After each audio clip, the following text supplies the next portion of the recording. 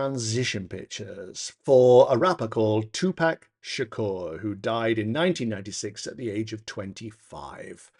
It won't surprise you to learn that I know nothing about hip hop or Tupac Shakur, but his name has come up again and again and again over the past 2 years. People keep asking, will you please do transition pictures for Tupac Shakur? And because I'm out of my depth, I really didn't do them.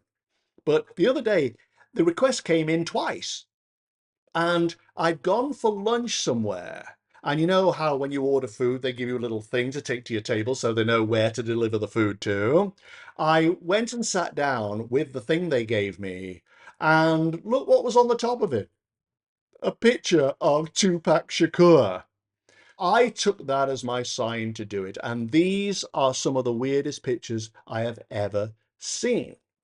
Apparently, he was a really big deal in his day. One of the greatest music artists of all time, I'm told. His career only lasted about 5 years because he was so young.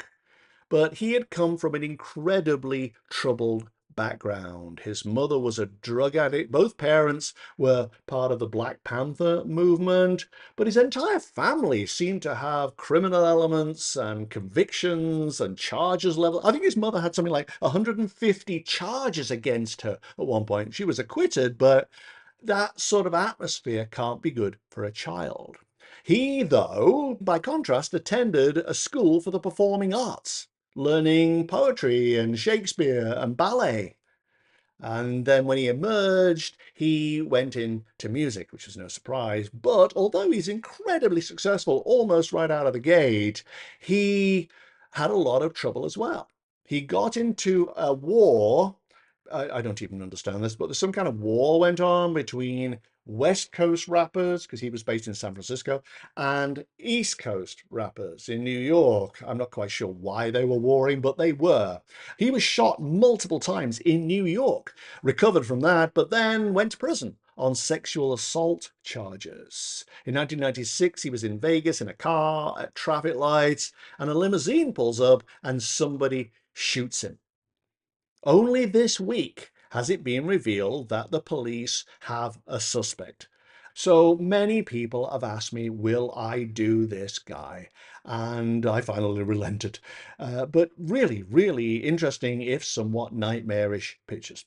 When I found him, there he was. In fact, it wasn't as simple as finding him. I have never had this happen before. I went into the energy of Tupac Shakur, this particular photo, and as I did, I was aware of an object coming at me out of the sky almost, like fly like a skydiver without a parachute, just coming at me. And it turns out to be him. And I ducked in the pictures, in the energy, I ducked, and he went right over my head, but grabbed onto me. And when I looked around, he had a terrified look on his face, a fear of dying, a fear of being caught or something. But he was dragging, in the pictures, on my clothes, trying to pull me down with him, trying to save himself. As it was, he let go. There was a slope. He went down it into a tunnel, scared the whole time. His face was terrified. He goes down into the tunnel, which is very, very bumpy when he gets inside. Very, very painful. And then he flew into this space. It was like an empty parking garage or warehouse or something, where a square of floor was lit up from above. I wonder if this was his operation to remove the bullets. Maybe that was it, because he wasn't dead at this point, but there was this blinding light, and he stood in the light, in the parking garage, in this space, feeling isolated, lonely. He noticed that there were no voices he could hear. It was just silence and darkness beyond the light. This guy clearly was used to having people around him all the time. And after a while, he was standing there in the light, and suddenly the floor gave way and he dropped through little tunnel out into that metaphorical cave I always see. So obviously there were attempts to save his life. And maybe they came close. Maybe he thought he might make it. But at the last minute, wow, the floor opened and he was deposited in this cave and he was gone.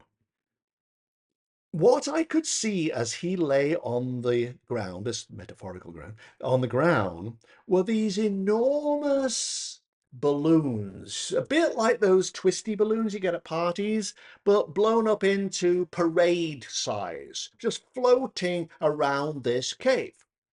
They were made of that same stuff that they make couches out of, like PVC or something. It was like that. And they were really ominous, scary, inhibiting. He just lay there and was panicked by them.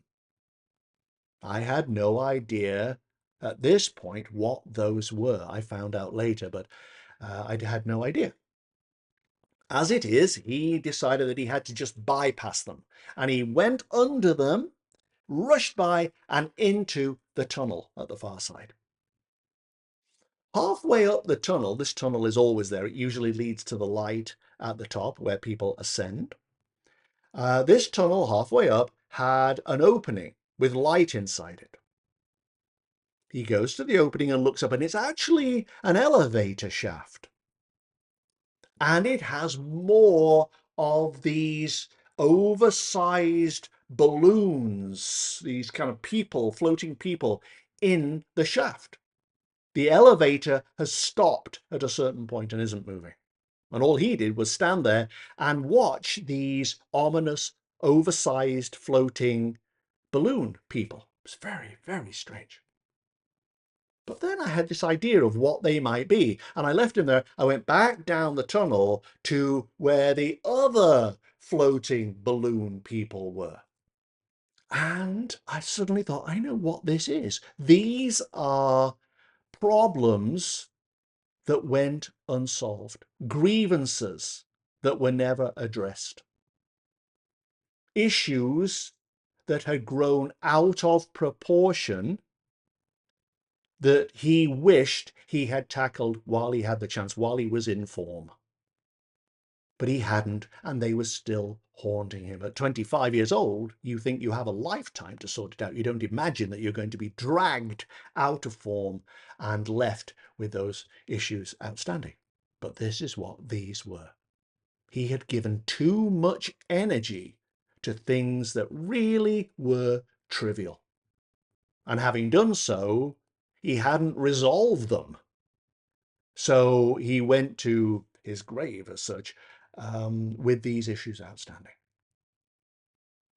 Which meant that the white ones in the lift shaft that were stopped by the stationary elevator, those could have been beliefs, maybe religious beliefs or whatever, but beliefs of what happened to you in the afterlife that he'd also invested energy in, but which were also bogus.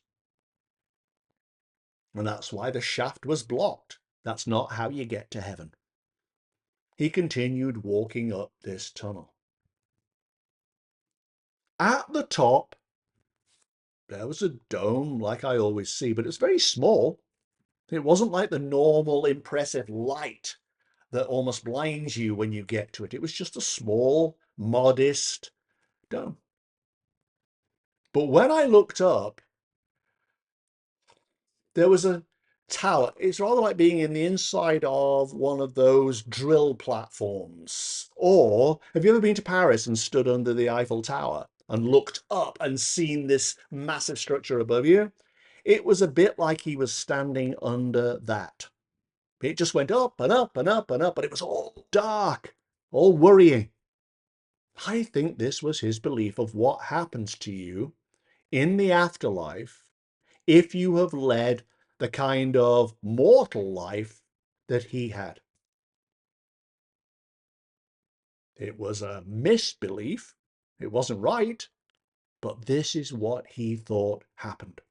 And he didn't want that. And as I watched, he went over to the dome, sort of peeled a little flap from it, and climbed inside and went. It was better to do things in a backdoor, sly way than face whatever that was, even though what that was simply in his consciousness, part of his indoctrination. I think there were so many issues left on the table, so many issues unresolved, so many petty things that got blown out of all proportion and really didn't matter, but he'd attached importance and energy to them, that when he crossed over, this was all there waiting for him in his consciousness, as well as his beliefs about heaven and God or whatever it might be. This was a very troubled man. And those troubles were carried over into his transition. Because no doubt, had he lived another 25 years, he might have sorted these things out. But he didn't get the chance. And when he crossed over, they were still there with him. We must try, I think, to resolve the issues while we can. Say we love people while we can.